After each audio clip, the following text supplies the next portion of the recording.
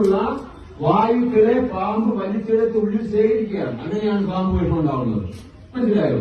അപ്പൊ അങ്ങനെ കേരളക്കരയുടെ തെക്കേറ്റം മുതൽ വടക്കേറ്റം വരെയുള്ള പ്രദേശത്തുള്ള സകല ദുഷിച്ച അണുക്കളെയും വായുക്കളെയും സമുദ്രത്തിൽ കിടന്നുണ്ടായിട്ടുള്ള സകലതിനെയും ഈ വിഷപ്പാമ്പുകൾ, ഈ പാമ്പുകൾ വലിച്ചെടുത്ത് അവരുടെ ഉള്ളിൽ സൂക്ഷിച്ചു.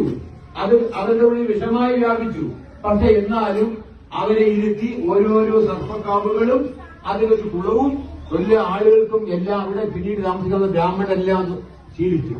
എന്നിട്ട് ഈ ഭൂമി വീണ്ടും അദ്ദേഹം ഭൂഷണഭൂമിയായിരുന്നു, ബ്രാഹ്മണരെ കൊണ്ടുവന്ന് ഇവിടെ പാർപ്പിച്ചു.